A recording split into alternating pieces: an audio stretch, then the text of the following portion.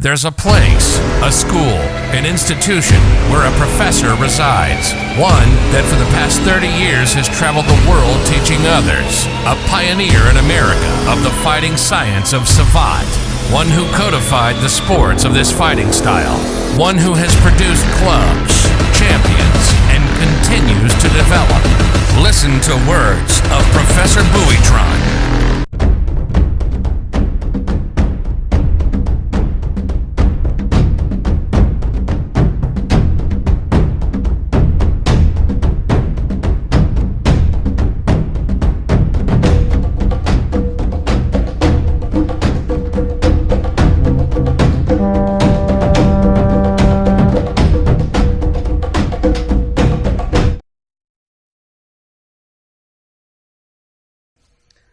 Hey guys, I'm going to talk to you a little bit about comparing two things. A client, a student, okay? Especially in the martial arts. When does a client become a student? Is it through rank? Is it through longevity in the school? When does it change? Okay? Because I'm going to tell you a little secret in there for you guys to understand that regardless of style that you do, regardless whether if it's Savate, boxing, Thai boxing, Silat, Kung Fu, whatever, okay?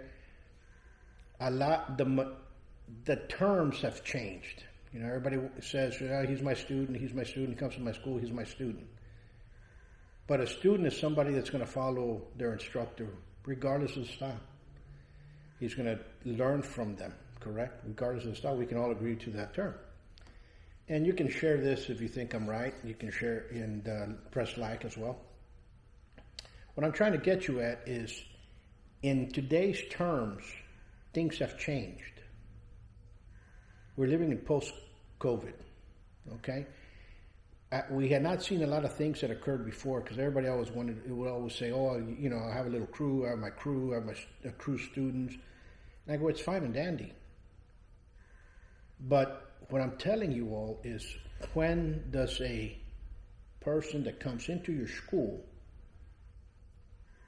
becomes a client, become a student? Is it when he reaches black belt, green belt, red glove of Savate, silver glove of Savate, orange coat of capoeira, wherever? Where do you think it ends? Is it that he's been in there 1 year, 2 years, 3 years, 4 years, 6 months? When does that change? Or is it the attitude? I'll tell you why, where I'm going to this. A lot of colleagues, a lot of guys that have martial arts schools and so on and so forth, they have so much passion when they're teaching that they want to give everything out to everybody. And I feel the same way. I teach everybody. I don't discriminate on anybody that comes in. I want to teach you like I taught the person last year, like I taught somebody 5 years ago, 20 years ago. Things changed since I was teaching in the early 90s to now? Nothing has changed. Has a curriculum changed? No, it has not changed. It's been the same one in Danse Savant, same one, and Parker as well. Parker Capoeira the same way. I have not changed anything because, see, a lot of people say, Paul Buitron does Savate. Yes, I do Savate. I've been doing Savate Cipota since I was 6 years old. Okay, I'm going to be 54 in September.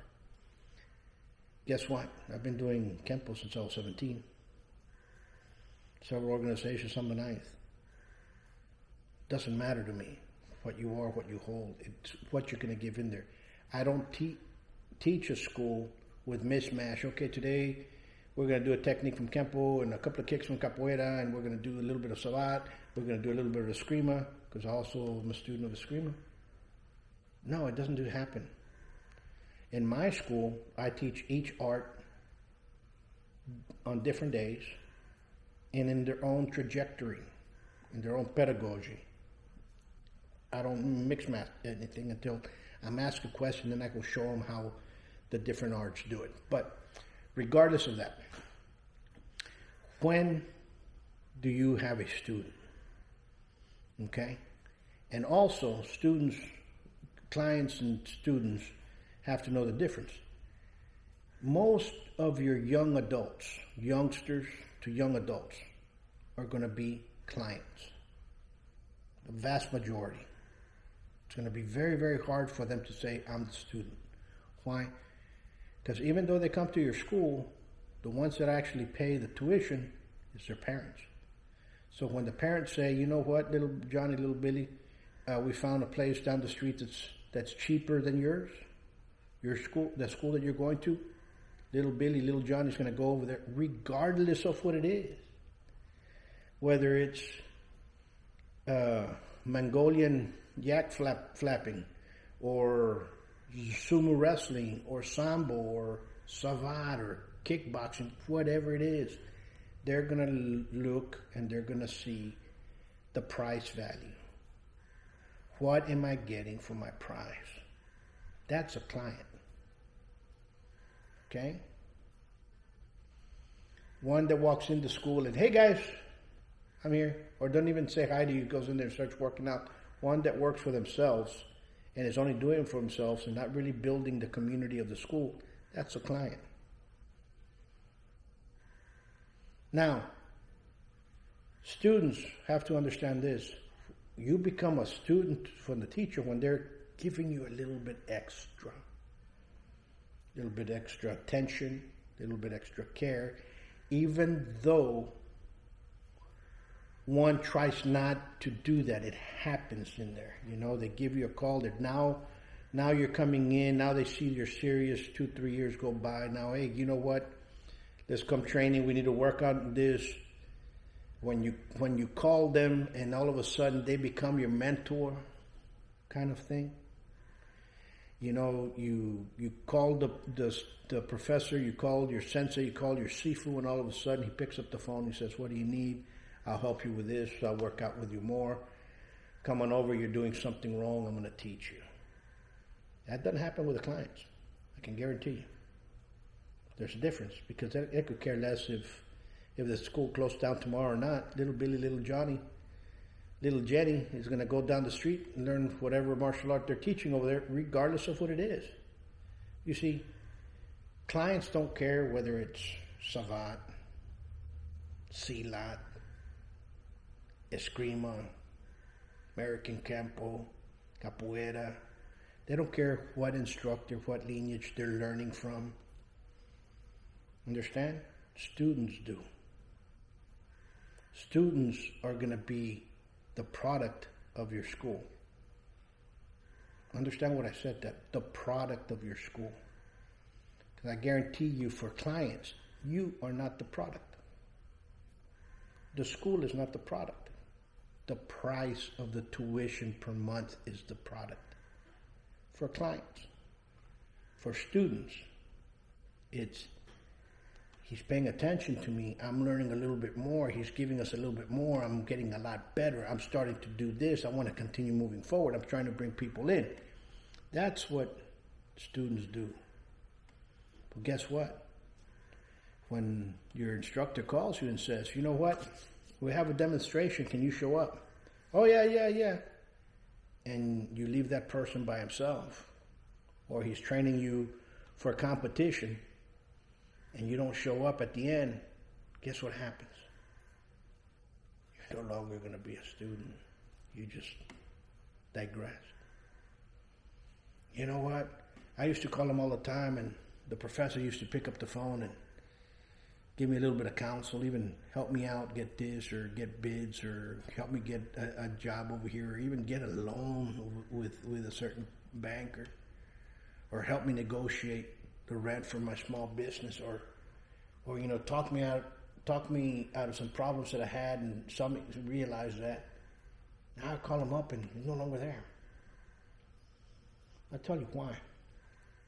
You look at people because in the future you want them to continue with this. You're seeing something in them for them to continue. You see the passion that you have. You see it in somebody else. And those are the ones you're going to pay more attention to. Sorry, but that's just the way it is. So when you are trying to figure out Am I a student? How come he's not paying attention to me? Because you messed up. They're watching you. They might not let you in that close. They're watching exactly what you did. Does he have the ability to go in the ring? Yes or no? Does he have the dedication for me to put behind him, from him to go inside the ring? Yes or no? Am I going to put my name behind him if that person is always missing class and not coming and misses 1 month, comes back the next month, gives me an excuse, wishy-washy? Do you think I'm going to put my name on somebody like that if I'm going to take him to the ring? No, sir. Doesn't happen. So remember, things have changed. People need to understand that names and stuff have changed within the times. A student, is it rank? Is it time? Is it the attention that he gives to the school and the training that's going on?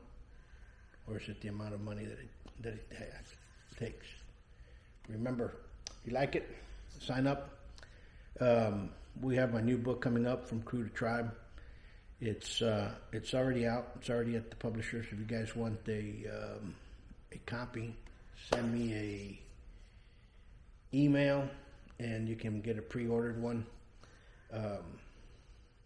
before August 30th. They're $60. Normally it's going to be $80. It's a lot of history inside. It's a lot of stuff inside on not only how to run a martial arts school, how to do events and so on and so forth. Remember, it's 30 years of what I've done. And I've been teaching 33 years plus, but really 30 years of being by myself, teaching and learning the hard way, the school of hard knocks, and learning from people better than I am as well. Until next time, much peace.